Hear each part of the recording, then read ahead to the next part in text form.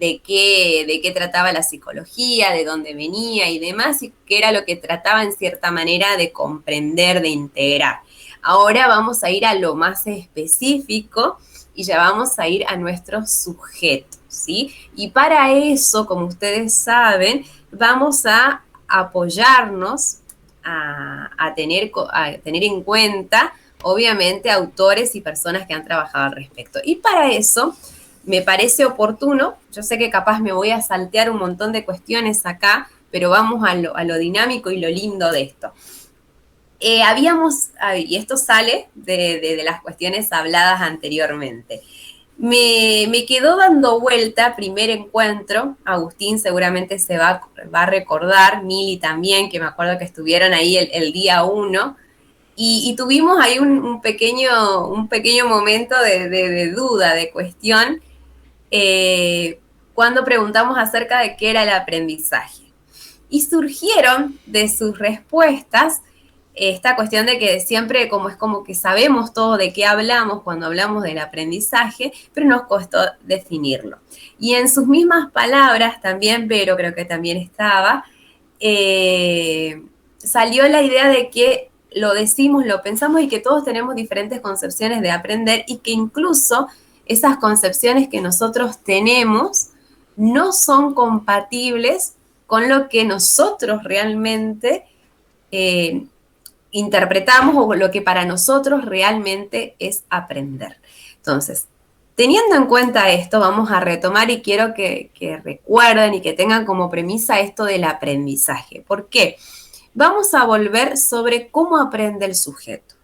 Esta cuestión, es una pregunta, obviamente, una incógnita que surge seguramente desde mucho antes, pero vamos a retomar esta época, esta era, en la que el hombre empieza a cuestionar el mundo que los rodea. O sea, siempre lo cuestionó en cierta manera, pero nosotros sabemos, porque quedó plasmado en la historia y porque de ahí viene todo lo que viene, vamos a retomarnos a la antigua Grecia, ¿sí? Cuando empieza ya esta cuestión de cuestionar todo.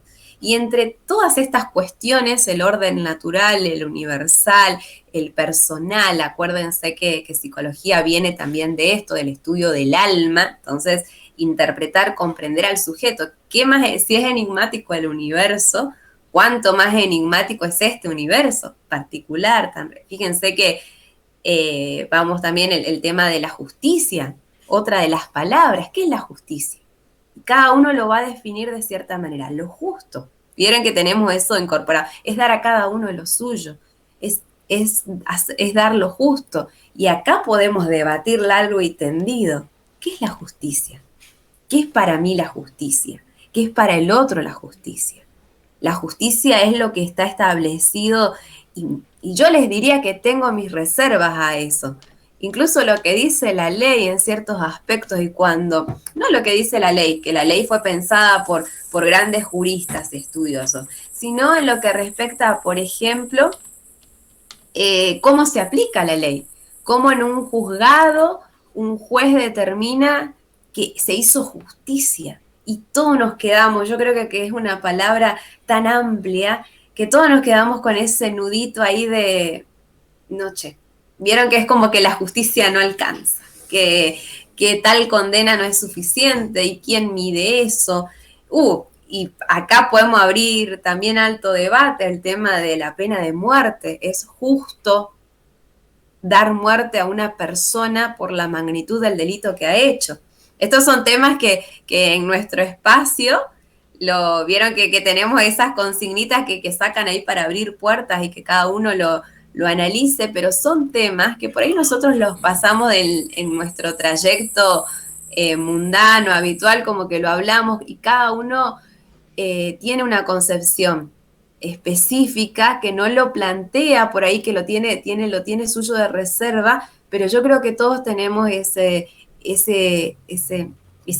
vibra de ese entendimiento de decir, no estoy de acuerdo con las cosas como son. Es como que hacemos las cosas porque así lo hace todo el mundo, porque es lo que está establecido, pero todos tenemos como ahí, yo creo que se podría hacer de otra manera. Algunos los dicen, otros no, pero tenemos ahí esa cosita de pensar, che, yo lo cambiaría, lo haría diferente.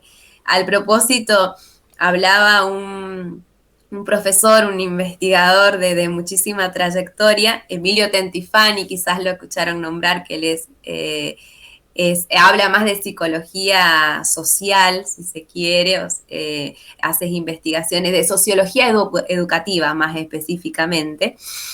Y él explicaba, y hay algo que a mí me quedó que decía, que hasta cuando uno va manteniendo una charla, que es como habitual en el remis, por ejemplo, con el remisero habla porque sabe de lo que está hablando. O sea, sin hacer esa diferencia entre el conocimiento erudito que yo puedo tener de una ciencia y el conocimiento que a mí me lo da la vida, mi trayectoria, ¿Vieron que se dan esas charlas en los remises? Que uno no sabe, a veces hablamos del clima y a veces se habla de política, de cuestiones así como muy profundas que las hablas en 15 minutos, pero salen esas charlas y él hablaba de también valorizar este aspecto del conocimiento práctico. Y no solamente, ¿por qué? Porque el que habla desde lo que sabe. Entonces, este espacio justamente, y lo hablamos siempre, es la idea de hablar desde nuestro lugar y de todo lo que sabemos y que lo podemos decir. Así que por eso este espacio es para debatir, para hablar y para que ustedes me digan no estoy de acuerdo. Así como me dice Agustín, profesora, yo no estoy muy de acuerdo con lo que usted está diciendo. Bueno, está perfecto, esa es la propuesta. Así que bueno, al respecto de todo esto, vuelvo con los filósofos, con el origen, con los cuestionadores, que dudaban, se hacían preguntas, pero fíjense la importancia de esto, que hasta el día de hoy todos estos conceptos, como lo dije ahora, la justicia, por ejemplo, la verdad, ¿qué es la verdad? ¿Qué es la verdad? Hay una verdad universal, hay una verdad para mí, para el otro. ¿Es subjetiva la verdad? ¿Es relativa la verdad? A ver qué otras palabras, a ver, ustedes me pueden ayudar, que son palabritas así cortitas, pero que son tan inmensurables. El amor, por ejemplo, que todavía no lo podemos definir concretamente, cada uno tendrá su acepción. A ver si me ayudan con otra palabra que sea así como, que cada uno le da, que parece tan simple. ¿Cómo? El respeto ¿Cómo no al es? otro, la diversidad. La diversidad, la inclusión. Bien ahí, la igualdad. La igualdad. Inclusión. Fíjense, la igualdad, esa palabra que la decimos todos y que hablamos de igualdad, igualdad, igualdad, y hay que buscar la igualdad, porque en la igualdad, en esos discursos homogenizadores, todos somos iguales, ojo ahí, no se tuvo en cuenta las diferencias. Sería la equidad La también, equidad, que sería tal cual, la equidad, exactamente. Que, o sea, definir todas estas concepciones y ahí podemos buscar que cada uno va a decir, ¿cómo que lo hablamos y no lo pensamos realmente qué significa para mí, sino que terminamos por ahí repitiendo lo que nos dijeron que era. Yo, por ejemplo, con justicia todavía tengo mis dudas, o con verdad, ¿sí? Con amor por ahí uno lo puede ir manejando. Bueno, para mí el amor es esto, una madre que lo dice a un hijo, no sé, un amor, tener una mascota y decir yo amo a mi mascota, y bueno, ahí puedes definir, hay un amor fraternal también. Pero por ahí con ciertas palabras, justicia, por ejemplo, hay ciertas reservas. ¿Por qué? Bueno, ahí tenemos que repensarlo.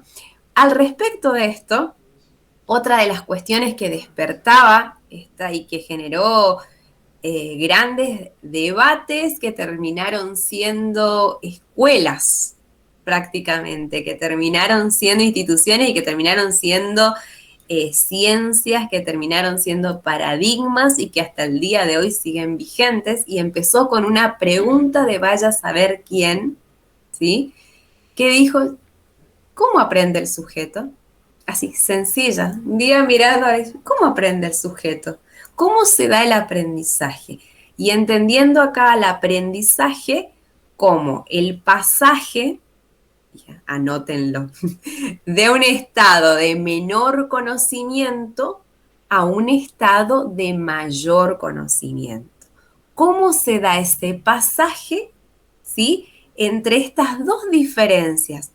Yo no sabía hacer, no sé, hoy pongo un ejemplo así sencillo. Hoy nos dice una profe, vamos a imprimir la página. ¿Cómo se imprime la página? Allá los 3 botoncitos, voy a abrir, descargar, imprimir. ¡Wow! Quedamos todos, aprendimos algo nuevo. Y podemos decir, aprendimos algo nuevo. ¿Por qué? Porque ahora ustedes me preguntan y yo les digo, miren chicos, cuando tengan que imprimir la página, van a los 3 botoncitos, descargan el archivo y ahí tienen un PDF. Entonces lo comparto con ustedes, eso quiere decir que lo que me explicó esta profe, en un ejemplo sencillo, yo lo interioricé, lo apliqué y lo compartí con alguien más para que también lo aprenda. Ahora, la cuestión está en cómo se dio este suceso. ¿Qué es lo que hizo que yo incorpore, fíjense las palabras que estoy utilizando, este nuevo conocimiento en mi estructura, ¿sí? Y que ya me quedó. Y que yo calculo, Dios mediante, y la cabeza todavía funcione, me va a quedar hasta que no funcione más. Y ahora voy a poder decir, bueno, ya sé cómo se imprime. Y así con todo, como aprendimos acá con las redes sociales, como aprendimos a usar todas estas cuestiones que la tecnología nos da, nos brinda, las reuniones, ahora todos sabemos entrar a un enlace, sabemos compartir pantallas, sabemos todas estas cuestiones que fuimos incorporándolas. Es como que las hacemos, pero no las pensamos a ver cómo logramos esto. Esto les pasó a estos señores filósofos que allá, antes de Cristo, años antes de Cristo, comenzaron a cuestionarse al respecto. De esto, obviamente, que los que primero lo pensaron, quizás no nos queda vestigios, quizás, no sé si lo podemos encontrar, él fue el primero. ¿Qué nos quedan? Los que compartieron justamente y crearon. Fíjense acá la palabra está crear. Crearon y dejaron cierto testimonio, ¿sí?, de estos debates, de estos pensamientos, de estos trabajos, y que son los que escribieron al respecto o los que lo plasmaron en cierta manera. Entonces, acá, ya en la antigua Grecia, vamos a encontrar una divergencia, porque uno dijo, para mí, el sujeto aprende, fíjense esto, en contacto con el entorno. Es el entorno, lo externo, lo que de cierta manera, vamos a decirlo así, imprime el conocimiento. Ahora, ¿cómo yo accedo a este conocimiento? A través de los sentidos, ¿sí? Yo veo algo, toco algo, pruebo algo, porque vaya que si no es, díganme si no es otra cosa más que experimentar, más que química, la cocina. O sea, a mí siempre me causa intriga cómo de golpe alguien inventó, no sé, las papas fritas o con la milanesa. Cómo alguien inventó la pasta, de dónde salió la pizza, ni hablar de la pizza. O sea, es ciencia, o sea, cómo porque vos te pasás. ¿Quién no intentó hacer un bizcochuelo que la fulanita te dijo que es re fácil y vos te pasaste de un gramito de levadura y ya no salió un bizcochuelo, salió otra cosa? O, bueno, acá estoy dejando en claro mis pocos dotes de cocina. Pero bueno, ustedes sabrán. Pero Bien, encontré una mujer que sea igual que yo. ¡Vamos! La cara de Agustín dice, ahí está diciendo mucho, Agustín. No, los postres es el problema. En lo salado me defiendo. Pero los postres tienen esta cosa que en química nunca fui buena. Y yo siempre creí que si, bueno, no tenés lo que dice la receta, le mezclás por algo que parecida a la textura y te va a salir lo mismo. Y no sale lo mismo. Profe, ¿en serio no sabe de dónde salieron los fideos, las pizzas? De Italia, obviamente. No, obviamente. no, A ver, no. De un A ver, Au. de un Ilustranos. italiano de última. Ilustranos. Fue El italiano seguramente pariente tuyo. Noelia, atendé tu gamba. No, de un italiano que, ¿no es cierto?, que le acompañó a su padre por el camino de la seda en la China, y fue Marco Polo. Marco Polo el que introdujo en toda Italia la pizza, fue copiado de los chinos, y los fideos, los famosos tallarines, toda la pasta de los Espagueti. italianos, el espagueti, todo eso fue traído de la China, profe.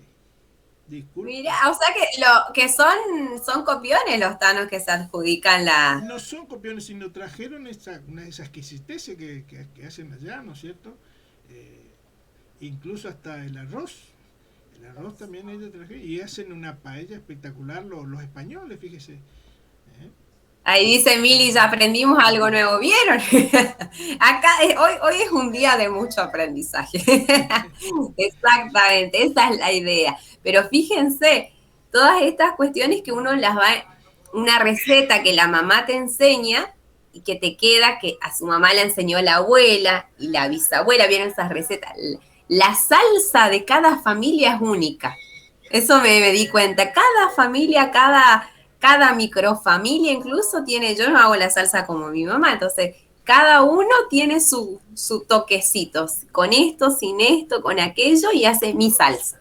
Pero eso es una experimentación, es una innovación, es algo nuevo que he creado. Entonces, apoyándose en todo esto, acá ya hablamos de comida, más de uno le agarró hambre hasta ahora, pero bueno, incorporando todas estas cuestiones, justamente es lo que se tiene en cuenta, así se aprende, experimentando, con los sentidos, viendo, probando, y yo creo que estas cuestiones de la cocina, que a eso iba, vienen de esto del probar, esto combina con esto. A mí me sorprende mucho la gente que sabe de cocina, cómo te van mezclando y dicen, no, le falta un poquito, una pizca, pero no una cucharada, una pizca nomás de, no sé, oporto, esas cosas raras que nadie sabe de dónde sale, y te cambia el paladar.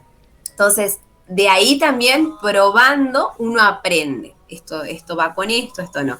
Obviamente a través del olfato, más que nada también a través de la manipulación. O sea, y de acá ya estoy hablando obviamente del arte, de las cuestiones de la artesanía, de las cuestiones de construcción, bueno, ahí ya nos vamos para otro lado, pero básicamente la discusión era esta.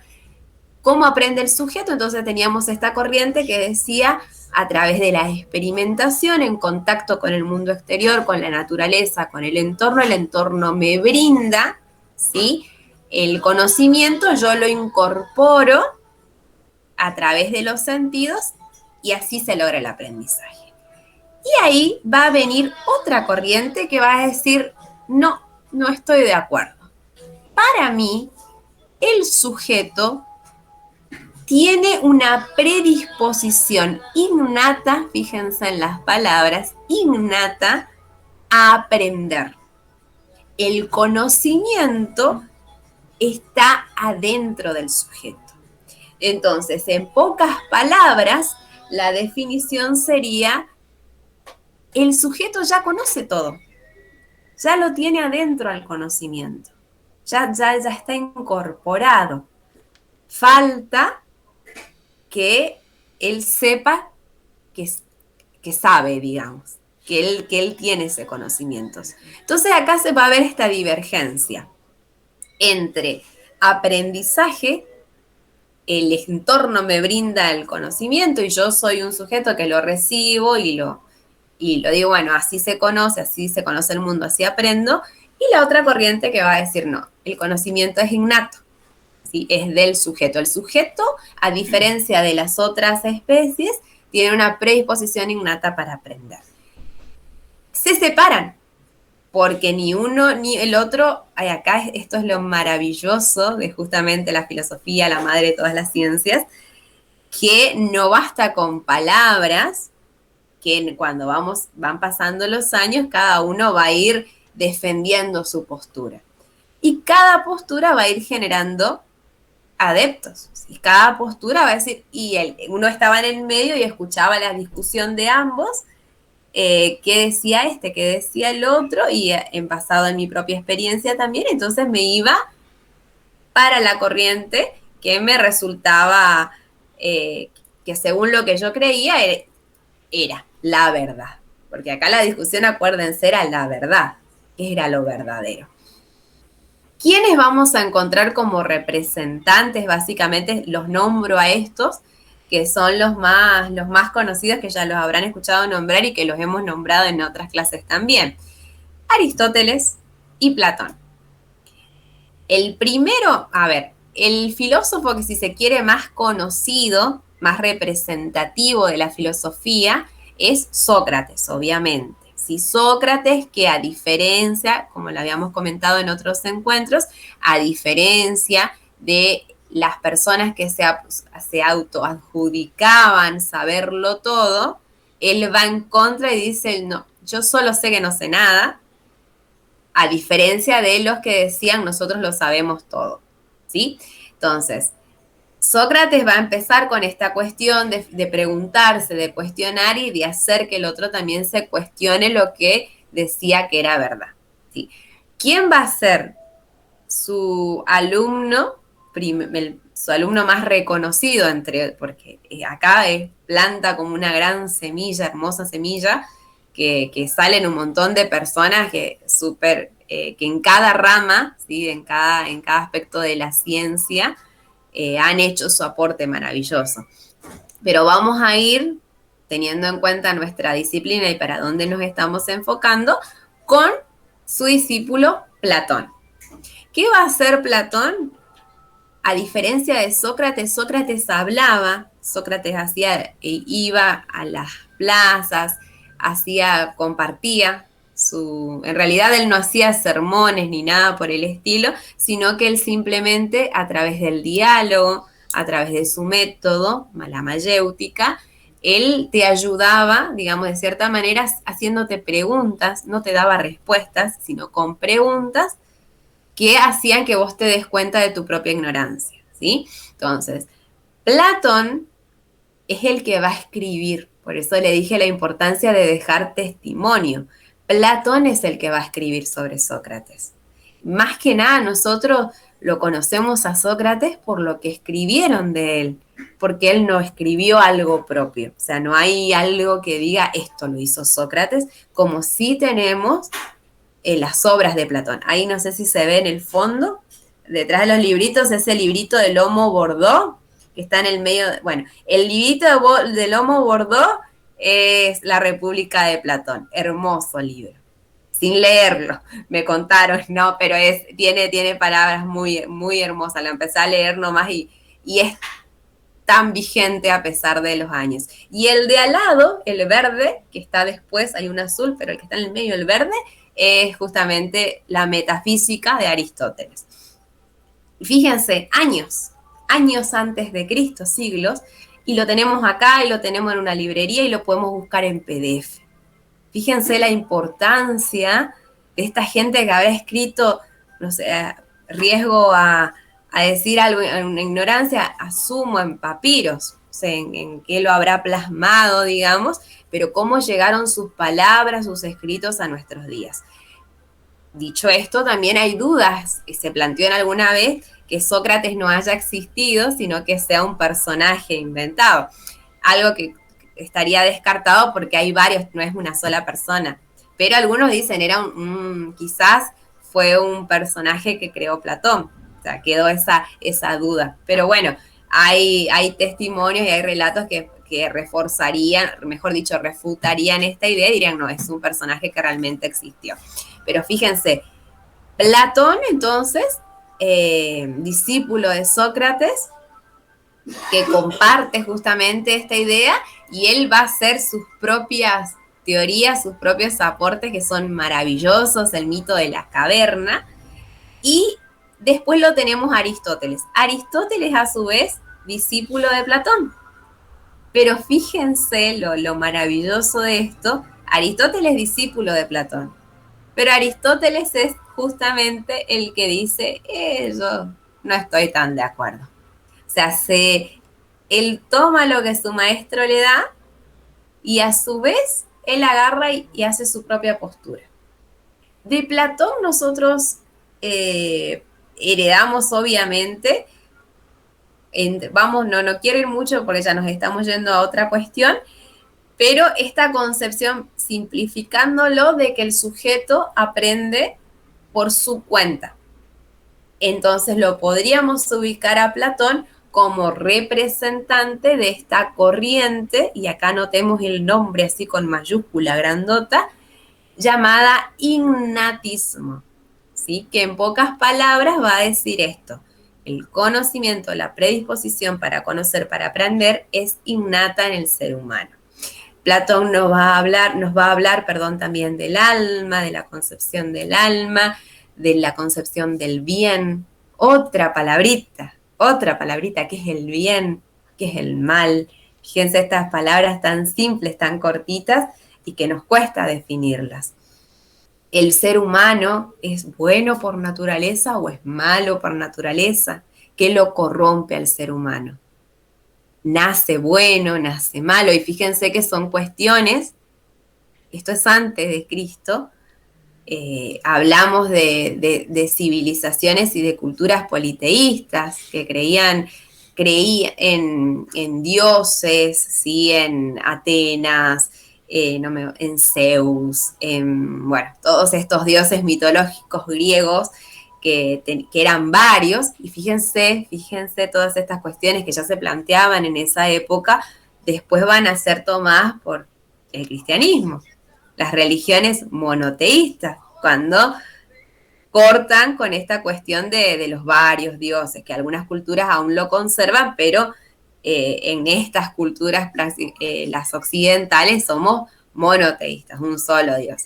Pero fíjense cómo esta discusión entre el bien, el mal, lo bueno, ya viene desde acá y después es adoptada en cierta manera también por las religiones para definir qué es bueno, qué es malo.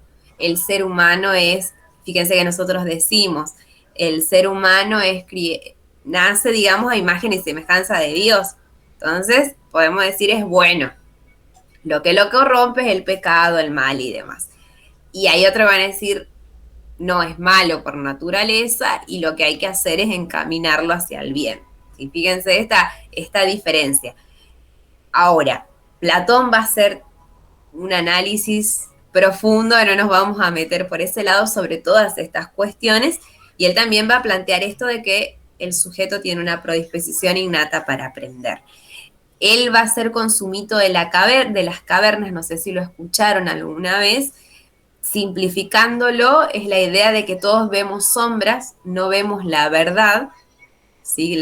Es como personas que están encadenadas en una caverna y lo que nosotros vemos pasar son sombras, reflejos de la luz, digamos.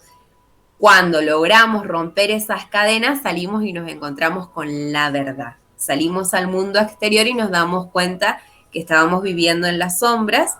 Eso sería más o menos una forma metafórica de decir qué es lo que pasa cuando aprendemos. Cuando soltamos las cadenas de la ignorancia y aprendemos, ¿sí? Logramos alcanzar la verdad. Y él decía, para esto la verdad está dentro de uno, ¿sí? Ahora, Aristóteles, que como les dije era su discípulo, él va a tomar esto, pero va a ir para el otro lado, que es una corriente empirista. Fíjense, era ignatista y esta es empirista.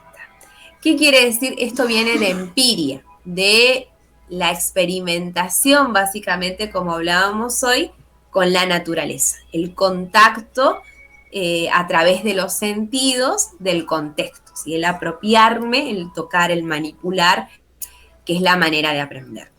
Lejos de encontrar un puente entre estas dos cuestiones, que uno ahora lo ve tan simple y podemos decir, no era tan largo el debate, digamos, podíamos haber llegado a un acuerdo, no. Crea una separación total de corrientes epistemológicas que cada una va a ir por su lado y va a generar adeptos, y es una discusión que va a durar hasta el día de hoy. Pero bueno, ahí nos adelantamos un poco más, vamos a la época medieval, o sea, nos adelantamos muchísimo más, va a seguir también esta cuestión, ya con discursos, bueno, acá también va a entrar la religión, eso lo habíamos hablado también en las clases anteriores, el tema de la época medieval, que por ahí en el mundo occidental generó como un stand-by al nivel científico, no así en la cultura oriental que siguió, porque obviamente no tuvo esto.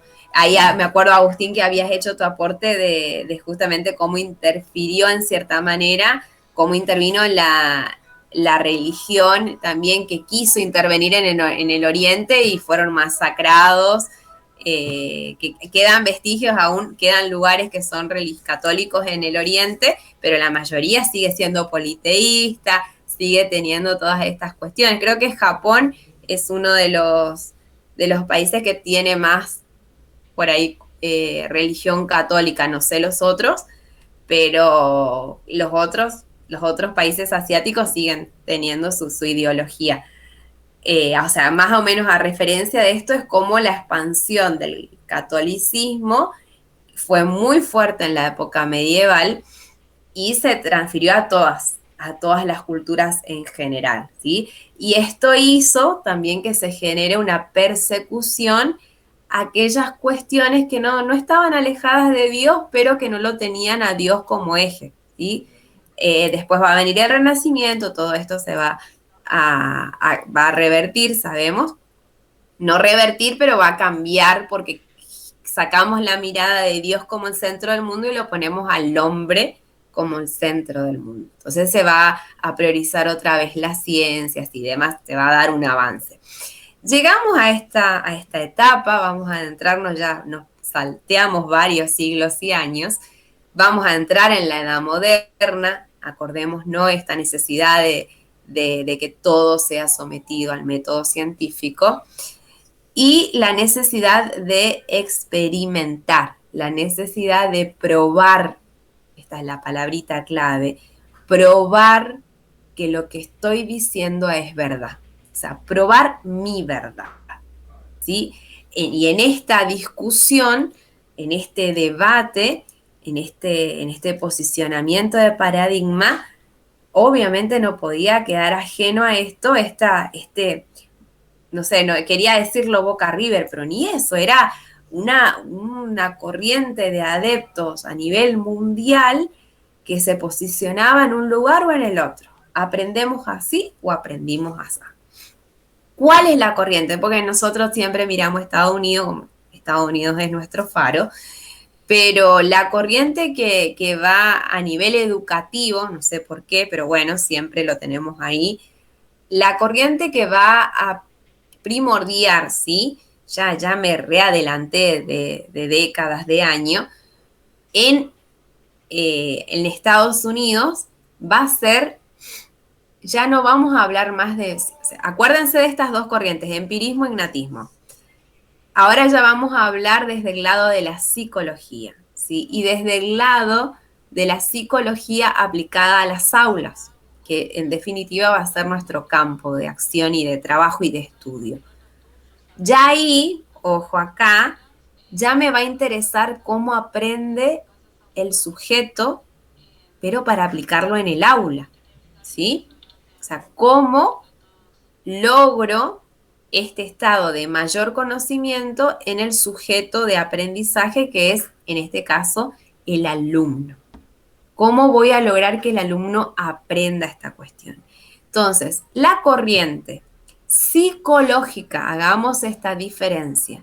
Una cosa era la corriente filosófica, que hablábamos hoy, gnatismo, empirismo. Otra cosa es la corriente psicológica, porque son de escuelas de psicología, que van a tomar estos aportes filosóficos, por eso este recorrido histórico, y van a volcarlo a su escuela. Las corrientes psicológicas que va a tomar el aporte filosófico del empirismo va a ser el conductismo. Hagamos este mapita mental entonces. Ignatismo, empirismo, corrientes filosóficas. De ahí se van a desprender a su vez corrientes o escuelas, mejor dicho, psicológicas. Una de estas escuelas, la que a nosotros nos interesa, una de estas, es la escuela conductista, del conductismo justamente. Y fíjense en las palabras nos dicen mucho. Conductismo, ¿por qué? Porque miraban la conducta. ¿Qué es lo que le importaba a esta escuela? Cómo se manifiesta el comportamiento del sujeto. ¿Qué le pasa adentro? ¿Qué no le pasa? ¿Qué intervino? ¿No intervino?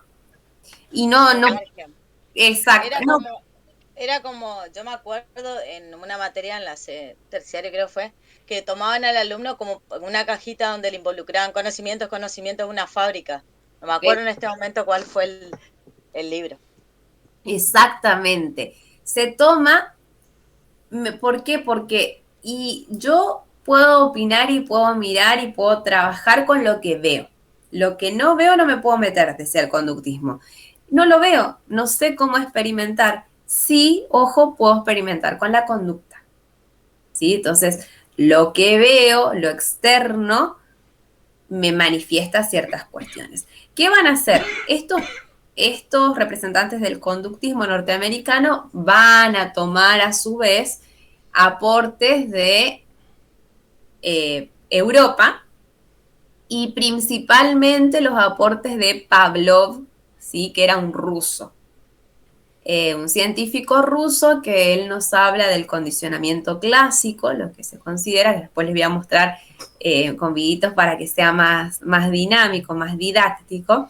Él va a hablar de esto, del comportamiento y del condicionamiento. Gente más extremista como nuestro Watson de Estados Unidos, que, ojo acá Watson, que hizo aportes importantes, pero no tenía todo, estaba medio ahí, medio complicado el señor con respecto a las personas, a lo humano. Él era muy frío, él pensaba, digamos, y compartía con esta escuela esta idea, así como dice Noé, de que el sujeto en sí es un reservorio, lo que se le decía, esto viene del empirismo, una tabula rasa, se llama, es como un pizarrón en blanco, eso significa, en el que puede escribir e imprimir lo que sea. Entonces tenían esta idea de que cualquier persona, si yo los formaba de cierta manera, podía determinar que sea lo que sea. Entonces obviamente Estados Unidos va a agarrarse de esto con la idea de, bueno, queremos formar soldados, formemos soldados. Queremos formar políticos funcionales, formemos políticos. Queremos formar, no sé, se me ocurre, docentes, médicos, lo que sea. La idea general era que yo con cualquier grupo de niños, formándolos de cierta manera, me iban a salir lo que yo quería que salga. Si yo tenía un grupo de niños que tenían las mismas condiciones, las mismas características físicas, digamos, no había ningún inconveniente en o alguna diferencia en su desarrollo motriz o psicológico, imprimiéndole ciertos comportamientos, podía determinar que sea lo que yo quería que sea. ¿Sí? O sea, reproducir esta cuestión. Esa era la idea más o menos general, y que las aulas, las benditas aulas, como siempre, son lugares de experimentación y de experimentación, no en el sentido malo de la palabra, sino en el sentido que ahí, fíjense, todo lo que viene de afuera lo aplicamos en el aula. Todo lo que yo creo que puede llegar a funcionar, o teniendo en lo que hablábamos en clases anteriores, me pregunto qué sujeto quiero, qué sujeto espero, qué sujeto necesito, y en el aula. Paréntesis acá, y cada uno tendrá su palabra, pero lo vemos en los adoctrinamientos que se dan o que se intentan dar en cierta manera respecto a ciertas ideologías. O sea, lo vemos, esto no es de ahora, es histórico. ¿Cuándo? ¿Por qué? Porque en las aulas es el reflejo de lo que está pasando, del poder imperante, si se quiere, y a su vez de eso depende el sujeto que espera la cultura. Entonces en el aula se dan todas estas cuestiones. El alumno para eso está ahí en un rincón esperando, alumno, familia, que le enseñen algo, digamos, mientras se están entretejiendo todas estas cuestiones. Entonces, teniendo en cuenta esto, se va a centrar y decían, qué fantástico, o sea, que no, a mí no me gusta, digamos, no sería fantástico, pero no estamos tan lejos de cualquier producción de Hollywood cuando vemos las películas futuristas, esas que hablan de una sociedad homogénea, todos vestidos iguales, todo respondiendo a una pantalla, funcionando de esta manera. Bueno, más o menos esa era la idea que se tenía, o sea, qué complicaciones iba a haber en la sociedad si todos somos iguales. Si a mí de entrada me forman para que sea esto, aquello, y todos hacemos lo que tenemos que hacer y funcionamos como tenemos que funcionar y listo. Obviamente no funciona así, pero esa era la idea y la propuesta y quizás, no sé si decir la utopía que había imperante en la época. Entonces el conductismo con todas estas posturas, estos postulados, estas ideas de nosotros podemos hacer que si se cumplen estas condiciones, si se hacen las cosas de esta manera, vamos a tener como resultado este sujeto. ¿Sí? Entonces los docentes hacían las cosas de esta manera. De ahí va a venir, por ejemplo, para que se entienda y no decirlo en palabras muy complicadas, ¿qué cuestiones podemos sacar acá de esta escuela? Premio castigo. Fíjense, te pongo una carita triste, te pongo una carita feliz. Te pongo un 10 o te pongo un 4.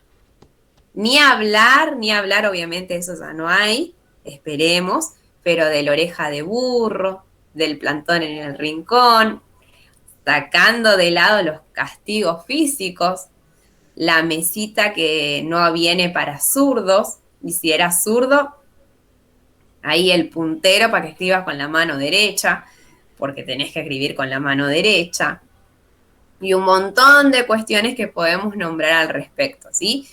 Si haces las cosas de esta manera, te corresponde esto. Si no las haces, o sea, te amoldás por la buena o te amoldás por la mala. Otra de las cuestiones, obviamente, el aprendizaje memorístico. ¿Quién no aprendió las tablas de memoria? Pues no hay otra forma de aprender las tablas. ¿Quién no aprendió el abecedario de memoria, los textos de memoria? En primaria te estudiabas el párrafo de memoria y lo repetías de memoria. A la semana siguiente no te acordabas más, pero lo repetías de memoria, te salvaba y te salía el versito re lindo y después ya no te olvidabas. Me acuerdo de la fotosíntesis, que lo repetías 20.000 veces, cómo se da y ahora no sé cómo se da sé que intervienen ciertos factores, pero me acuerdo que toda la primaria, eso me lo dieron en 5º grado, y toda la primaria, hasta incluso empezando el secundario, te podía decir el versito textual de la fotosíntesis. El preámbulo todavía lo sé. Ese todavía lo sé. Pero me acuerdo en su momento la tortura que fue estudiar de memoria el preámbulo. Dios mío. Que esas cuestiones que uno las tenía que saber de memoria para el examen. Pero y bueno, es algo que sigue vigente todavía. Por las tablas yo no sé si se pueden aprender de otra manera. Sí, se pueden aprender de otra manera. Ahora, más dinámica, pero en ese momento era la tortura, la tabla del 8, del 7 y del 9. Dios mío. Y del 4 también ahí. Ojo, la más fácil era la del 5, la del 2, la del 3. Hasta ahí le peleábamos, pero con esta del 9 y el 8 me acuerdo que era una tortura y no había otra forma de aprenderla si no era de memoria. Fíjense cómo traemos esto de años atrás y traemos estos postulados que salen de acá, porque la idea era el sujeto aprende de esta forma, así se aprende, o sea, es así. Ahora bien, voy a hablarles, acuérdense, conductismo, ¿sí? Va a venir después una nueva escuela que va a traer los aportes, fíjense que habíamos dicho, empirismo, conductismo, y va a venir después, pero mucho después, quizás poco tiempo después, una escuela que va a tomar los aportes ignatistas, ¿sí? Obviamente que vinieron para esto un montón de importantes, de ilustres pensadores, que van a ir haciendo su aporte para que después se termine de generar esto que nosotros conocemos como constructivismo, que no es una escuela psicológica, sí, no es una escuela en sí, pero sí es un paradigma, una teoría, un aporte educativo, pedagógico, ¿sí? Que le va a hacer el contrafrente al conductismo y le va a decir no. El conocimiento, fíjense las palabras, a ver, si hoy les hablé de ignatismo y les dije de la corriente, o sea, el postulado sería el conocimiento es innato. Les hablé de empirismo y les dije el conocimiento se aprende a través de la experimentación, de la empiria. Les hablé de conductismo y les dije, tenían en cuenta la conducta. ¿A qué podría hacer referencia constructivismo? A ver, ¿a qué les suena? En la palabra está, ahí para que hagan después ustedes su ayuda de memoria, en las palabras está la clave. ¿A qué les suena constructivismo? Modelo de construcción, de construir, contribuir. Bien, no, exactamente. Entonces el postulado acá va a ser el conocimiento se construye. Esa es la premisa. En el otro decíamos el conocimiento se puede condicionar, podríamos decir, o el aprendizaje se da de manera condicionada a ciertos estímulos y respuestas. Esta es otra premisa clave del conductismo. A un estímulo le corresponde una respuesta. Si yo hago la cosa de esta manera, voy a ir, esto va a tener mucho que ver porque se hacen experimentaciones con animales en primera instancia y esto es lo que se traslada después a las personas. ¿Por qué con animales? Porque, a ver, Pablo experimentaba con sus perros, justamente sonaba la campanita y los perros sabían que tenían que ir a comer. Cada vez, y nosotros lo hacemos con nuestros perritos. Yo muevo nomás o abro la puerta quizás de donde está guardando la comida y el perro ya empieza a salivar porque ya asoció, por asociación se da este aprendizaje. Fíjense las palabras. Ya asocia la puerta con su comida. Fíjense. Y de ahí viene esta experimentación. Hago con los animalitos, es así, o hay un ruido particular que a ellos les señala una cuestión en particular. Esto lo experimentó Pablo con sus perros. Él sonaba la campanita y los perros sabían que tenían que ir a comer. Y el hecho quizás más destacable de esta cuestión es que después se dio cuenta que ni siquiera hacía falta que le sirva la comida, así que le muestre la carne, por ejemplo, para que el perro empiece a salivar, o sea, el solo sonido de la campanita ya producía en el perro, ya tenía en el perro, mejor dicho, un efecto fisiológico que asociaba la campanita con la comida y empezaba a salivar por el simple hecho de asociación. Entonces, esto se traslada así al aula. Después se hacen experimentos con ratones. Bueno, Tornick, por ejemplo, que es otro conductista, hace experimento con gatos. Obviamente con los ratoncitos, que sabemos, los ratones de laboratorio, que también se usaban para este tipo de experimentación. Muchas veces quizás hayamos visto esos famosos laberintos que le ponen a la ratita para que la ratita ve quién encuentra primero el camino. Bueno, todas estas cuestiones que se hacían experimentaciones con animalitos era para demostrar cuánto tardaba o qué factores, qué influía en que un ratoncito, por ejemplo, encuentre el camino más fácil y el otro tarde un poco más. O sea, qué cambiaban, qué factores cambiaban para que un ratoncito, sea más inteligente que el otro. Entonces, ahí todas estas cuestiones tenían en cuenta y así hermoso como salió con los animalitos, vamos a trasladarlo a la persona que básicamente un poco más grande nomás. O sea, así fue la asociación que se hizo sin tener en cuenta, obviamente, todo lo que sabemos que influye en el sujeto. Al propósito de esto, ya nos vamos muchos años más, vamos a conocer a un simpático sujeto al quien vamos a recurrir bastante y ya quizás ustedes lo escucharon nombrar. El famoso Jean Piaget. ¿Lo escucharon nombrar? ¿Ya lo tuvieron en otro espacio? Como corresponde, por supuesto. Yo tuve la suerte. ¡Sí! Bien, a ver quién entonces el valiente que me cuenta de Piaget. Biografía de Piaget. A ver quién sale. Bueno, para los que no lo conocen, Piaget, un sujeto simpático, no tan simpático, pero bueno, un niño prodigio que desde los 12 años estaba estudiando los moluscos y no sé qué más, escribió un ensayo a los 7 años. Bueno, es esa gente que no había tele en la época, que leía, que se ilustraba, que se informaba. Entonces eran todos estos niños investigadores y científicos prodigios que después terminaron recibiéndose de varias carreras. Bueno, y entre todas estas carreras que eligió nuestro querido Piaget, creemos que, o sea, podríamos decir que su pasión estaba en la biología, ¿sí? Su pasión, ahí estaba su fuerte, pero a su vez estudió psicología, sí, estudió.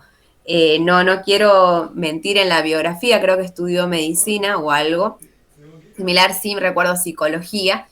Y bueno, él, no sé, en su universo pudo compenetrar todas estas ciencias y eso le sirvió justamente para que hoy en día sea el gran Piaget. ¿Por qué? Porque él va a combinar lo biológico con lo psicológico como determinante. ¿Y en qué se va a ver influenciado? En la época estaba en auge, ¿sí?, los aportes de Darwin, que vienen a hacerle como un parante a lo que nosotros teníamos establecido, de dónde viene el hombre. O sea, Charles Darwin lo habrán escuchado, visto por ahí, la teoría de la evolución. El hombre desciende del mono. ¡Wow! Y ahí tenías una puerta grandota enfrente porque veníamos nosotros, obviamente, desde nuestra concepción católica, ¿de dónde viene el hombre? O sea, ¿quién creó al hombre? A ver, díganme, desde la concepción católica, ¿de dónde viene el ser humano? A ver quién responde.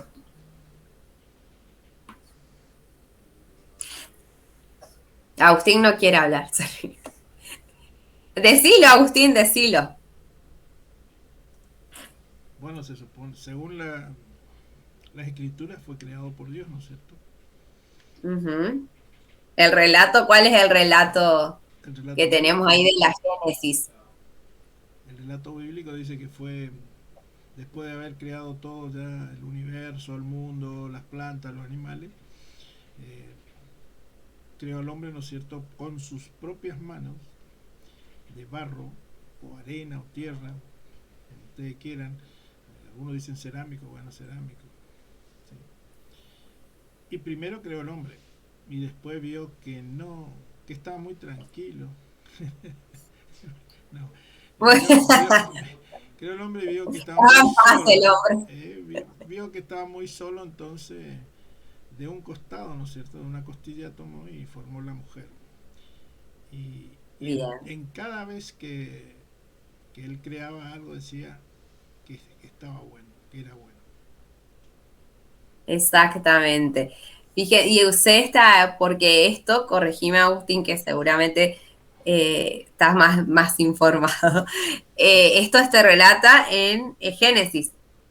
Sí, en Génesis. ¿Es así? Sí, bien. Hago alusión a la palabra, pero es muy importante, Génesis.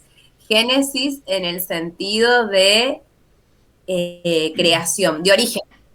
En el sentido de origen, ¿sí? Génesis como origen, que no es lo mismo que genética, ¿sí? Son génesis en el sentido de origen, fíjense en la palabra. Volvemos acá a nuestro Piaget, nuestro querido Piaget, y que va a tomar los aportes de Darwin. Darwin va a hablar de la teoría de la evolución y va a decir una cosa totalmente diferente, que no por eso tiene que ser contraria.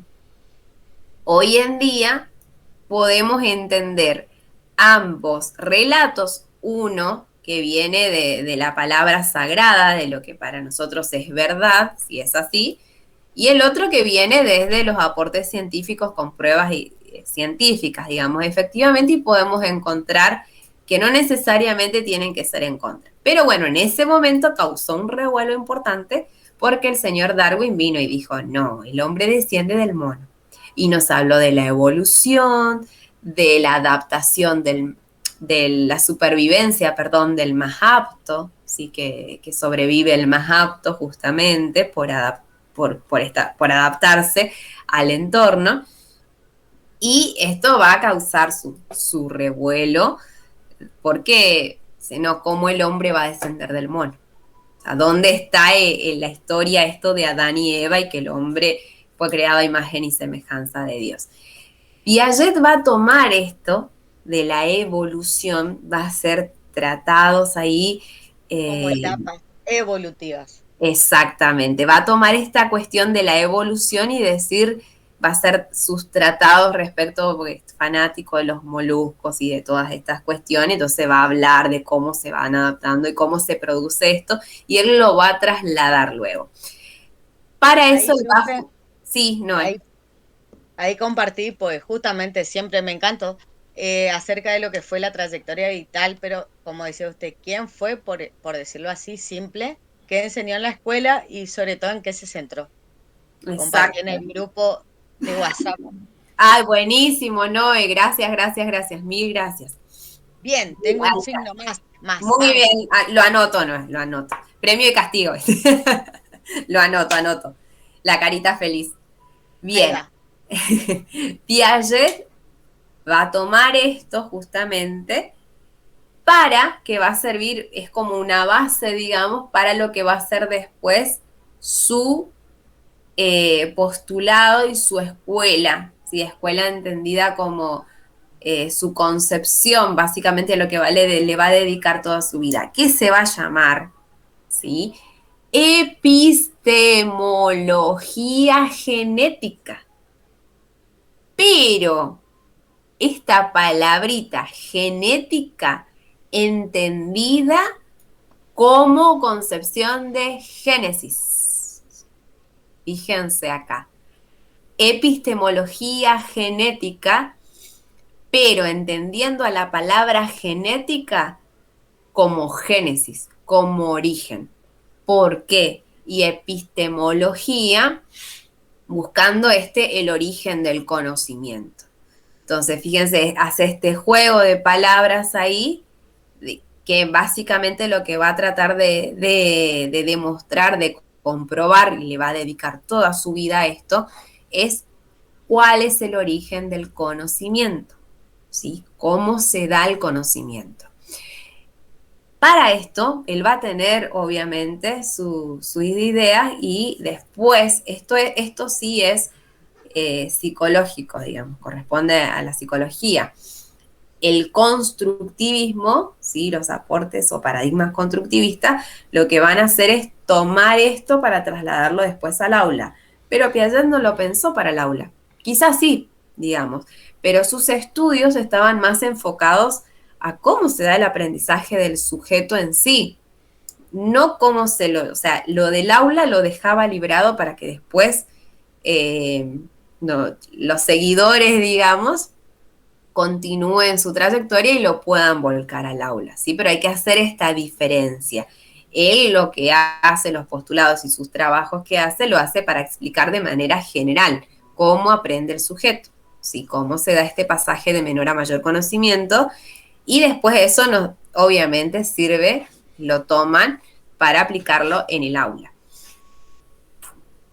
Al propósito de esto, él va a mirar, por un lado, él era padre, si no recuerdo en este momento, vamos a ir a la biografía, pues muy importante, cuántos niños tenía, pero bueno, en este momento particular de su vida estaba con su niña más pequeña que había nacido hace poco. Y ahí compartió justamente Noelia la trayectoria vital de Jean Piaget, de origen suizo. Me voy a la parte de Francia, cuando él da clases en la Universidad de París, en la Sorbona encima, no es cualquier universidad, en la Universidad de París, donde desarrolló una vida intensa académica marcada por los contactos importantes con profesionales del área, como Bleuler, Alfred Binet, Theodore Simon, estos dos últimos creadores del primer test de inteligencia. En París, Piaget enseñó en una escuela para niños dirigida por el propio Alfred. Ahí voy. Teniendo en cuenta esto que a él le estaba pasando en su vida personal, padre viendo el desarrollo de sus hijos. Trabaja, tal como lo expuso la compañera ahí, con estas personas de nombre ilustre, Binet y Simon, que ellos eran los encargados de impartir los test de inteligencia. Piaget trabajaba con ellos. ¿Qué observa? Fíjense la importancia de la observación. ¿Qué observa? Que los niños, ¿sí?, los sujetos que hacían este test de inteligencia, cometían los mismos errores en la misma edad, si se quiere. Cometían los mismos errores, vamos a suponer, no tengo esa información de a quién fue impartido específicamente, pero vamos a suponer que eran test de inteligencia que se impartían a niños de 6 años, ¿sí? Se hacía, entonces los niños de 6 años cometían los mismos errores, se equivocaban en los mismos puntos, que después en otro, por ejemplo, cuando estos mismos niños volvían a hacer el test ya con 8 años, no los hacían más a estos errores. Entonces, acá él empieza a hacer esta observación, ¿por qué los sujetos de diferentes realidades, con diferentes contextos, de diferentes circunstancias, cometen los mismos errores en una determinada época y después, como si nada, digamos, no los cometen más? ¿Qué pasó en el medio? O qué, volvemos al ejemplo de los ratoncitos en el laberinto, ¿qué factores influyeron en que den esta respuesta y no esta? ¿Qué cambia para que puedan hacer este salto cualitativo, si se quiere, si cualitativo, de menor aprendizaje a mayor aprendizaje? Y ahí dice, hay un factor que está interfiriendo. Mejor dicho, interferir no, que está infiriendo. ¿Cuál va a ser ese factor? La edad. Por eso, teniendo en cuenta sus estudios, ¿sí?, va a sumar este factor importante, y acá está nuestro arjé, digamos, del espacio, la edad. ¿Qué influencia tiene en el conocimiento o en el aprendizaje justamente la edad del sujeto, el desarrollo biológico del sujeto? Y teniendo la posibilidad de observar a sus hijos de diferentes edades, que le vino de 10, él va a hacer sus aportes. Básicamente, recordemos lo que nos decía el conductismo, él nos va a decir, el conocimiento se construye. Y para que se construya, requiere de una acción. Acción, fíjense la palabra. El sujeto es activo. A diferencia del conductismo que nos decía, el sujeto es pasivo, está como una tabula rasa, un reservorio vacío en el que yo puedo cargar ideas y conocimientos y el alumno los va a repetir y eso me va a decir que aprendió. Como les dije hoy, yo lo aprendí hasta cierto punto y después me olvidé, ¿sí? Hay cuestiones que quizás vaya a saber por qué el preámbulo me quedó, no así lo de la fotosíntesis. Entonces hay que ver qué influyó.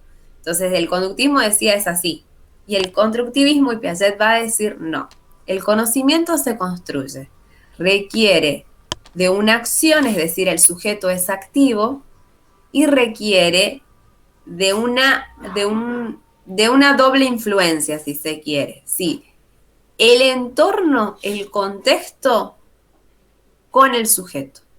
No es uno sobre el otro.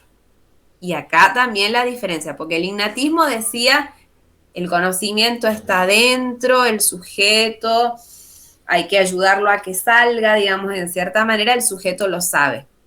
El sujeto lo sabe. Teníamos como dos extremos. Y el otro decía, no es el entorno el que influye en el sujeto. Él va a decir, es los dos. Hay una necesaria, ni uno sobre el otro. Hay una necesaria interrelación, digamos, un vínculo entre el sujeto y el contexto, que en interrelación los dos logran justamente el aprendizaje. El sujeto tiene una predisposición natural, digamos, hasta cierto punto, por eso va a influir la edad, para apoderarse del contexto. Y el contexto a su vez influye. O sea, sí, Agustín, te escuchamos. Bueno, sí. Por ahí me corresponde la general de la ley cuando dice la edad, ¿no es cierto? Entonces, estaba viendo, conocemos un poco la historia de Jean Piaget. Él falleció en el 84, ¿no es cierto? Ya una persona grande. Y en el 84 yo podría decirse que se empezó la era tecnológica. ¿Sí? Porque me acuerdo de esto porque yo había empezado mis primeras, por decir así, prácticas en nivel computadora, qué sé yo. Así. Medio como no para rebatir, sino para prestar atención a lo que usted nos está explicando, nos está enseñando. Y creo que desde que muere, desde que fallece él, se va creando una nueva teoría a espalda de él, por decirse después de él, y todo lo que él dijo o enseñó, demostró y escribió, diría yo que hay varios autores y muchos autores que se están haciendo sus tesis, por decir así, o enseñando nuevas teorías, ¿no es cierto? Incluso hasta ayer mismo rendía yo neurología, ciencias a ver, ¿cómo era? Neurociencia, y es una materia que arrancó medio por allí en esa fecha, quizá antes un poquito, pero no tenía tanta trascendencia como ahora. El doctor Masne decía que el sujeto nunca deja de aprender y que el cerebro es lo que ayuda en el aprendizaje, y algo muy importante es la alimentación. Habría que ver a ver todos estos personajes, todos estos filósofos, estos grandes estudiosos, y fíjese que estoy haciendo así un análisis rápido, ¿no es cierto?, desde Sócrates, de Platón, de Aristóteles, el nivel de vida que tenían ellos y por qué avanzaban, por qué aprendían. Y lo traigo al contexto de esta pandemia, donde hay mucha gente que está aprendiendo porque sigue estudiando, sigue leyendo, o se metió más en la lectura y en estas cosas que no lo hacía por el común de la vida de antes, ¿no es cierto? Y ahora con el encierro lo está haciendo. Por otro lado, yo también en otras materias, una profesora me dijo, mira, el cerebro nunca deja, lo mismo que dijo Manes, nunca deja de aprender, y nunca, por más viejo que sea, vas a aprender. Y lo estoy experimentando, fíjese, yo soy, por decir así, dejé el secundario hace, casi 40 años. Por supuesto, no dejé de leer, no dejé de estudiar otras cosas, pero en una carrera y que específicamente psicopedagogía, por primera vez estoy estudiando todo esto, lo que es psicología, porque yo decía, psicología, ¿para qué psicología? Encima, la materia espectacular que está dictando, evolutiva, y somos 4 gatos locos lo que le estamos escuchando, a mí me encanta, pero yo creo que los compañeros después van a tener que pensar mucho. Por lo menos a mí me está abriendo la cabeza del tema. Claro, esta gente se alimentaba bien, tenía una vida cómoda, tenía tiempo para ir a, como Aristóteles, a una playa. ¿eh? Otro de los grandes pensadores dentro de la fe era San Agustín, que recorrió el mundo, pues tenía una vida acomodada y bueno, vaya las cosas que hizo, ¿no es cierto? Y así yo creo que todos estos personas, Darwin cuando empezó a recorrer todo el mundo y empezó a conocer cosas, eran personas acomodadas, eran personas bien alimentadas, por decir así, entre comillas, otra vez, que es lo que me quedó en esta materia, neurociencia, que para que uno aprenda, desde niño tiene que estar bien alimentado y después, bueno, seguir alimentándose y seguir nutriéndose como corresponde para poder así desarrollar no solo todo el organismo como bien, saludable, sino también el cerebro. Y por supuesto, como no tenían otra cosa más que pensar en cosas que del universo, qué sé yo, Cristóbal Colón, que siempre peleó que la Tierra era redonda, que tenía que ir todo lo que tuvo que pelear, amén. De ya avanzando un poquito, por decir así, en los tiempos, se empecinó, regresando más, avanzando más en el tiempo, y bueno, el hombre sigue pensando. Tengo amigos, por ejemplo, que están pensando que con todo esto de las pandemias se está acabando el mundo, dentro de la fe se está acabando el mundo, viene de vuelta Jesús. Y le digo, pero usted está loco. ¿Por qué tienen que empezar de esa manera? ¿Por qué? ¿Y vos qué estás pensando? No me digas que no es así. No, le digo, ¿sabes lo que estoy mirando? Estas personas tan ricas que se pagan viajes espaciales y estos personajes tan multimillonarios que a veces no los prestamos mucha atención y ya se fueron al espacio. Hay por decir así una provincia espacial. Se están mandando a mudar de este planeta. Que nosotros estamos destruyendo, chicos. Atentos a eso. El otro día me senté con unos amiguitos que los papás trabajan todo el día y bueno, me dijeron, ¿podés quedarte con ellos? Pues están muy solos, qué sé yo. Y bueno, me quedé con los dos nenitos, jovencitos, eran 12, 13 años, y vimos una película espacial donde todos se iban a un mundo creado en el, ¿cómo es? Una nave, por decir así, pero tenía jardines, tenía todo lo que había en la Tierra, tenía ahí, y que únicamente algunas personas viajaban de la Tierra a ese lugar. Y bueno, decía, pucha, yo cuando era chico veía al doctor a Nemo, veía el Atlántico, y todo eso está ocurriendo. Hasta no hace mucho, bueno, para mí no hace mucho, cuando tenía 14, 15 años empezó la televisión. Cuando yo antes escuchaba las novelas por radio. Y después empezó la televisión acá, vi por primera vez Mar del Plata, el televisor en blanco y negro, y después el otro año cuando fui ya era en color, y después llegó el color acá, y ahora tenemos pantalla plana, y ahora podemos mirar o informarnos en el celular. ¿Qué le quiero decir? Está avanzando todo muy rápido, y medio que volviendo al tema de Jean Piaget, justo muere el tipo en este salto inmenso de la evolución en la forma de vivir, con la tecnología, en la forma de comunicarnos, en la forma de hablar, en el aprendizaje. Aprende quien quiere. A mí me gusta, yo quiero.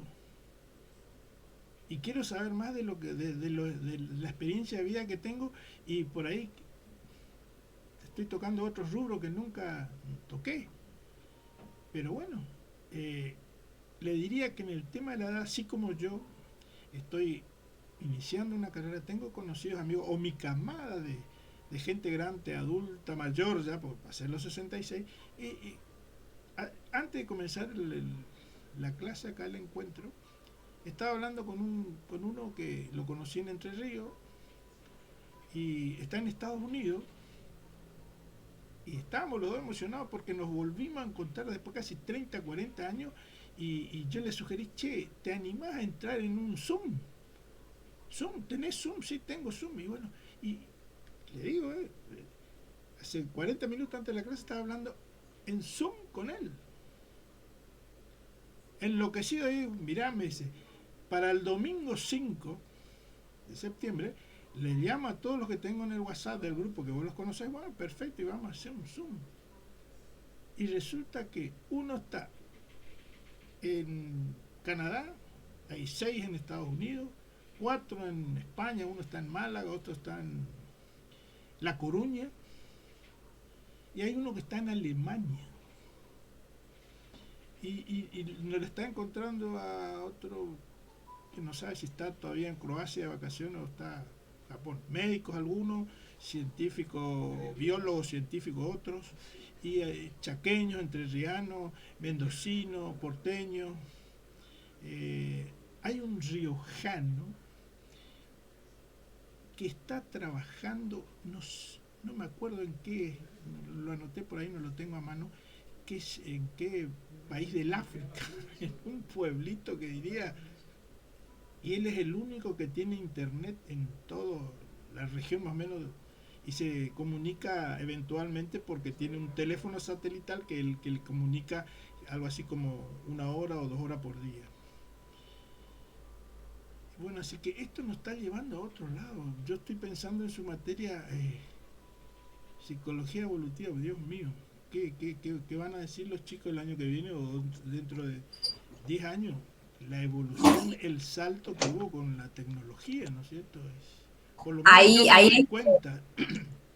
Ahí hay que pensarlo y ahí es un buen punto. Es un buen punto, Agustín, que tiene que ver justamente con lo que hablaba hoy al inicio. Fíjense cómo todo se entrelaza, aunque no parezca. El inicio, esto de que hice mi pequeña catarsis con el tema de las capacitaciones y cuán lejos estamos, pues justamente las capacitaciones de ahora es respecto a la renovación curricularia, que empecemos a pensar, a ver qué bibliografía está media obsoleta y cuestiones que hay que revisar y no las terminamos. Es obviamente, y eso te agradezco, Agustín, muchísimo, como siempre, el aporte, pues es como que abrimos ventanas, eso es lo que me gusta acá, que después, gracias a la tecnología bendita, que para los compañeros que no puedan sumarse la pueden acceder después a estos videos y queda para la posteridad, aunque no lo crean. Ya hicimos acá este pequeño, ¿por qué quedó? Este video se comparte, se sube y queda, quizás, y abrimos puertas. Me gusta que siempre en cada clase salen sin querer propuestas como líneas de investigación. Ahora hiciste una propuesta, Agustín, justamente de buscar la relación. A ver, esta gente, y me viene acá también lo que vos decías, qué diferencias hay entre esta gente que a uno le parece tan increíble, mirá, y era tan común, porque cuando uno lee las biografías de todos estos grandes científicos, filósofos, estas grandes mentes, es común, es como que común en la época decir a los 12 años, él ya era, no sé, tenía un título de grado, tenía una maestría, un doctorado, llegó a los 20 con títulos en diferentes especialidades, es como si fuera algo fácil, era médico, biólogo, no sé, arquitecto y abogado por las dudas, o sea, cosas que no están como relacionadas y ellos eran.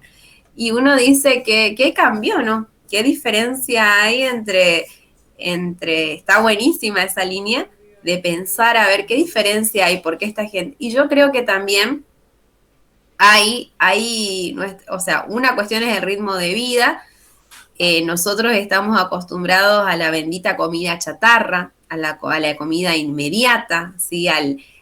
Una cuestión de tiempo, que ya lo habíamos discutido en encuentros anteriores, que perdimos un montón de costumbres del sentarte a comer, nadie casi se sienta a comer, fíjense, son las, no sé qué hora es, que no lo puedo ver acá, así que ustedes ven, fíjense, estoy con el mate, y uno tiene, o sea, el mate es la merienda, digamos, pero no, estoy con el mate, y ni hablar del estudiante. Yo creo que, no sé, estas grandes, más allá de que obviamente en algunos aspectos la alimentación mejoró, pero en otro, uno cuando empieza la facultad vive a mate, tereré, 2 pavadas que comes, bueno, y ni hablar de los hábitos por ahí que se adquieren de fumar, que chicos que fuman, que toman café, que uno toma café, y ya ni almorzás, comes un sándwich, entonces tenés como una exigencia y obviamente esta cuestión, la tecnología, gran invento, me encanta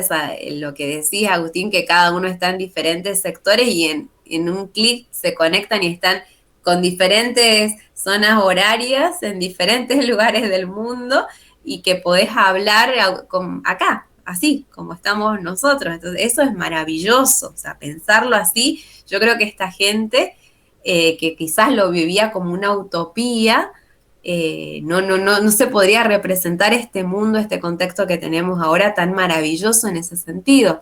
Pero a su vez tenemos otros aspectos. A mí por ahí digo, no tengo tiempo de leer un libro. O sea, tengo los libros ahí en vano que digo, ay, ya lo voy a leer y los tengo marcados. Digo, no, porque no tengo tiempo. Pero sin embargo, no quiero ni pensar cuántos tiempos mal invertido, pierdo, es la palabra, en buscar una historia, en leer, no sé, nada, o mirar 2 segundos un chimento que quedó, que dijo el fulano de no sé qué, o Instagram o Facebook, o sea, que uno dice, no, entro 2 minutos para ver qué me dice la fulana, y ya te enganchaste en ver las historias y en que eso se te pasó el tiempo, es decir, tiempo que podía haberlo dedicado a leer, a formarme, a leer, pues esta gente leía y generalmente esta gente también era autodidacta, o sea, las benditas bibliotecas, lugar sagrado, y si tenemos que reivindicar, por favor, son las bibliotecas. Quizás esta gente iba y se encerraba ahí y salía haciendo un doctorado y se encerraba solito ahí a leer. Lo que hacían nuestros grandes escritores, lo mismo. O sea, hoy cuando hablaste de las telenovelas por la radio se me venía Cortázar, se me venía con sus cuentos y era, o sea, es así, no había más contaminación, si se quiere, que te entorpece por ahí en ciertos aspectos. Por eso es importante uno centrarse en darle el uso a la tecnología que hay que darle. Qué maravilloso el tener la información a un clic. El decir, acá en Google, ya mismo te busco la biografía de Piaget, te comparto un video y divino, digamos. Qué diferencia de que les diga, léanse las 50 páginas que lo tienen que ir a buscar encima de la biblioteca y sacar fotocopia. Pero fíjense cómo todo esto cambia y ahí pensaba, y nosotros seguimos por ahí dando lo mismo. Acá me haces un clic, Agustín, con esto que decís.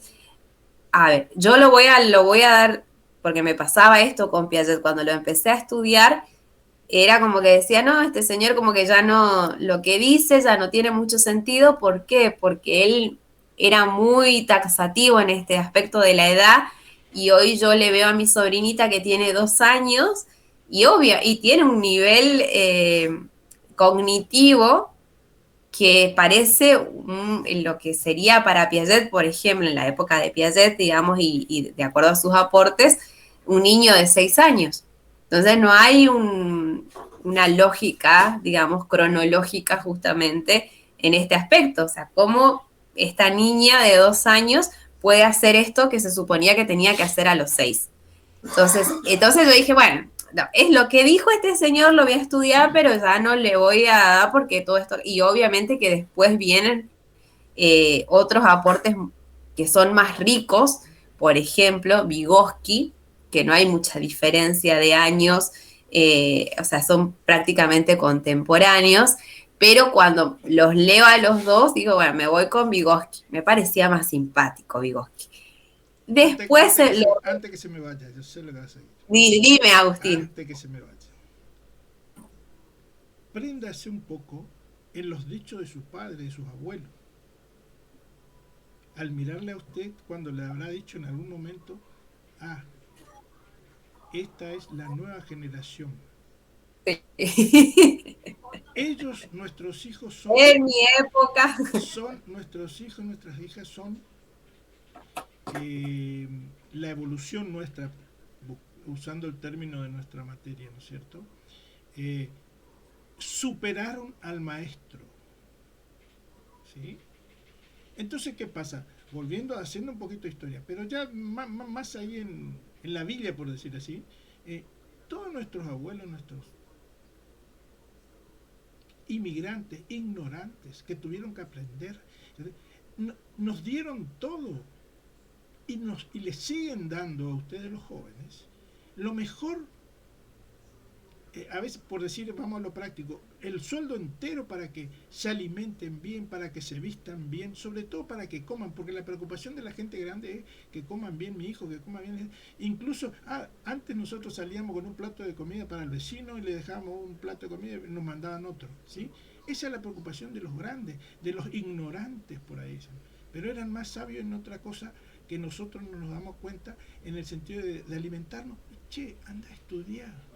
Usted recién hablaba, como está el dicho en la facultad, el estudiante no duerme bien, no come bien, macana, no come porque por ahí no tiene plata. Ahora se crearon los famosos comedores universitarios, me acuerdo, y se sigue alimentando. Nosotros en la Escuela Mariano tenemos ahí el comedorcito también, que todos los días están ahí 4, 5 y 20 personas preparando la comida y se come, porque se sabe que uno aprende más con la panza llena, no, sino con el cerebro, el organismo bien alimentado. Y fíjese que en mi camada, por ejemplo, yo no pude avanzar más, no pude tener otro título, pues yo tenía que salir a trabajar, ¿no es cierto?, en mi familia. Pero los amigos que tengo, pudientes, y bueno, son personajes y muy de perfil bajo, porque saben lo que le costó a los padres. Y hoy le decía a uno, le agradecía a uno, che, tipo muy gente, muy buena persona y de mucha plata. Uno de los que viene a Estados Unidos, te agradezco por incorporarme al grupo. No, Agustín, si aprendimos más de vos que de todo lo demás en el poquito tiempo que estuviste con nosotros. Vos tuviste niñez, me dijo él. Él es un famoso médico. Yo perdí mi niñez por estudiarme. Mi viejo me bancó todo, pero yo tenía que estudiar. No me quedaba otra. Y estudié y bueno, ahora soy esto. Pero perdí, no tuve juventud, tuve una sola chica que es mi esposa. ¿Y cuántas tuviste? No, bueno. Y sí, porque vos fuiste vago, pero yo a esta altura no puedo decirte que fuiste vago, sino tuviste otra forma de vivir, quizá obligada por la situación, quizá, no sé, fue otra. Pero ahora que le contaba que estaba haciendo esta carrera, me dice, increíble, me dice. El conocimiento empírico tuviste, Agustín. ¿Viste? Ahí está. La práctica. Vos tuviste la calle, la práctica. Ahí está. Ahí viene el famoso dicho que la facultad para algunos, el famoso portal dice, Exactamente. la facultad está en la calle. La que más te enseña. Profesora Laura. Pero ahí me... ¿Sabes la hora que es? Tómese 10 minutos. No sé qué hora es, Agustín. Usted para eso están ustedes. 11 menos. Pero bien. Bueno, ya los voy a ir liberando para que vayan a cenar y alimentarse, que es muy importante, tal cual como dijeron.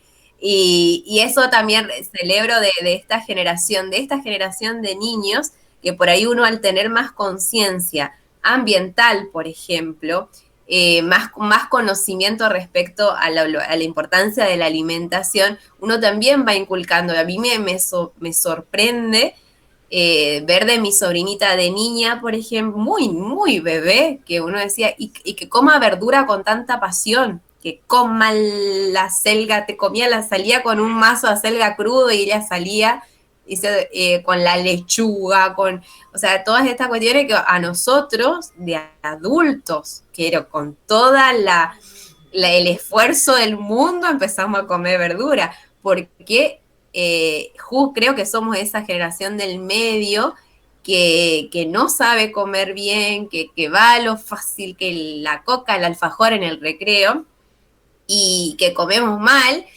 Nosotros, a mí en mi época de estudiante, ahora que decías lo de la Mariano, que es tan lindo, en mi época de estudiante a mí me tocó, seleccionamos justamente la Escuela Mariano Ferreira, así la conocimos, para hacer con los alumnos del último año, eran de cuarto, tercer año, algo así.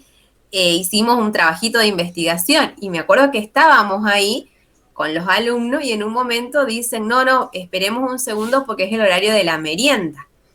Y sirvieron la merienda, que me acuerdo que era, no sé, era una merienda, creo que era, no me acuerdo si era leche cocido, pero era la merienda, y nosotros estábamos y nos vieron la cara de hambre, de estudiante con hambre, y nos acuerdo que nos quedó esa anécdota y salimos todos, che, vamos a venir al colegio acá, porque no estábamos acostumbrados a la merienda, digamos, y sin embargo ahora sabemos que tenemos que hacer las 4 comidas y que la importancia que es, y nos quedamos con eso de que no estábamos acostumbrados a ver que se dé la merienda a alumnos del secundario, quizás la primaria sí, pero en el secundario que se priorice un momento para la alimentación de los alumnos y que todos le den esa importancia de no, es la hora de la merienda, digamos, es como que nos marcó y está buenísimo que así sea. Y es así justamente. El estudiante se acostumbra a esta mala alimentación y después te pasa factura. De adulto te pasa factura, uno no rinde lo mismo, tenés un montón, ¿por qué estamos todos con estos problemas gastrointestinales a esta altura? Porque justamente venimos de que nos dolía pastilla, pastilla, pastilla, acumulamos pastilla porque queremos sanar rápido, como hablábamos hoy con Noela, no, que se me pase ya lo que me está pasando porque tengo que, y le metíamos café y mate y tereré y todas esas cuestiones, la salchicha, el almuerzo es la salchicha, porque te hierve en un minuto y le mete arroz, un fideo, cambia menú, pero la salchicha está, y así también estamos. Entonces, creo que sí, es justamente, y es para pensarlo, ahora que lo decís, esta generación de niñitos de ahora, por lo menos están mejor alimentados en ese sentido. O sea, comen ensalada desde niño, quizás toman más leche materna, que eso es súper importante, la leche de la mamá. No se sanan tanto, no están con la pastillita como a nosotros nos metían el jarabe, el jarabe, el jarabe. Entonces, también eso influye quizás en ese nivel cognitivo. Al propósito de esto, y entiendo y obviamente que es así, que hay que interpretar, que obviamente Piaget esto lo escribió allá, pero, y ahí revalorizando a Piaget, cuando lo empecé a interpretar y a leer realmente, él lo que hace es dejar las puertas abiertas. Lo que hacemos nosotros ahora con estos puntos de esta idea, él lo que hace es marcar, y en eso hay que darle todo el crédito que merece. Él abre una puerta, dándole importancia. ¿Y por qué? Porque mira a los niños. Y ahí dice, los niños aprenden. Y empiezan a aprender desde el día 0, desde el día que nacen. Ahí ya ¿qué aprende el niño? A que tiene que prenderse por el pecho materno para poder comer. Y ahí se dio un aprendizaje, ¿sí? Entonces, ese es la importancia, y de ahí que va a hacer que otros sigan trabajando. Por eso su idea queda abierta y cada vez se va aportando más y más y más y más. Y vamos, esto que ustedes tienen, y lo vuelvo a repetir siempre, que tengan neurociencias en esta carrera, en este nivel de formación, es maravilloso, porque es un nivel, algo que se está hablando recién, algo que todavía hay cierta reticencia en esto, y fíjense que en otros niveles formativos, en otras instituciones no se habla de esto todavía. Seguimos con la misma bibliografía, seguimos con lo mismo, y así nos vamos a quedar en el muere. Entonces, está buenísimo, y a eso hay que revalorizar, que ustedes tengan esta formación que les abre la cabeza. Y fíjense, ahora ahí me enseñaron algo nuevo, la importancia de mirar justamente que está totalmente, algo que ya lo sabíamos, pero por ahí tener este sustento, la comida con el nivel cognitivo, sacando del lado la edad y otros factores, obviamente que son importantes también, pero otro factor para que encuentre el ratoncito más rápido a la salida en el laberinto, ahí volvemos al ejemplo. Sí, mi vida, hay quien habló. Otra, Ili. otra cosa, incorporando a lo que dijo Agustín, para mantener un cerebro o una mente activa, también es aprender algo nuevo todos los días. Es decir, leer algo nuevo o ver una película nueva, aunque sea, es para seguir manteniendo hasta la muerte, si se diría. Exactamente, a mí me encanta ver nuestros adultos mayores, no son los mismos que nuestros abuelitos. O sea, como, porque era como que, no, llegabas hasta cierto nivel y bueno, y después ya para adentro, poneme el poncho y me quedo acá, ya no, es como que ya no tengo más vida útil. Y sin embargo, ahora podemos ver que no es así, digamos, no hay límites para aprender, no hay límites para conocer, no hay límites para hacer nada, absolutamente nada, digamos. O sea, nosotros somos nuestro propio límite o hasta que nuestro cuerpo acompañe, pero igual la cabeza sigue funcionando, así que obviamente es muy importante, Mili, te agradezco tu aporte, justamente el aprender algo nuevo. Como ahora, que aprendimos de dónde salió el fideo. Fíjense, ¿de dónde viene el fideo? Los chinos. Tenían que ser los Tenía chinos. que haber preguntado de dónde viene el maipú, el ¿De boriborí, dónde viene? el boriborí, que son comidas tradicionales acá de los guaraníes. En la próxima clase le cuento, Maipú profe. de Corriente, la próxima clase. La próxima queda pendiente. Bueno, mi gente linda, gracias por estar, gracias por quedarse. Espero que este videito, los otros videitos ya los subí, creo que capaz me quedó un par. Así que bueno, este lo voy a convertir y lo voy a subir en el transcurso de la semana. Cualquier cosita quedamos en contacto.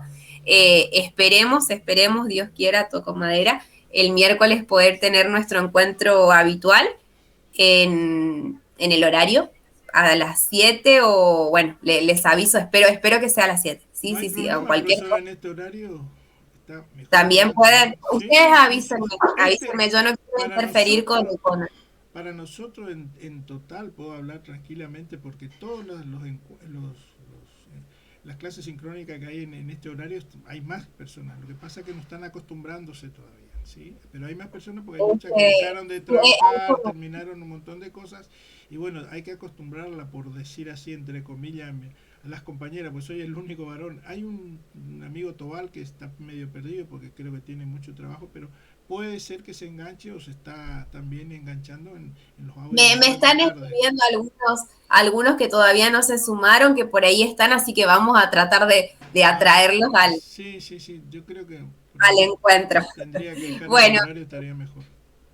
Buenísimo, sí, no, a mí me queda también mejor, me queda mejor este horario, pero respeto obviamente porque sé que tienen otros espacios y no quiero interferir, así que ustedes me van avisando y nos vamos acomodando en algún trayecto, ¿sí? Bueno, descansen, buenas noches y nos vemos la próxima semana.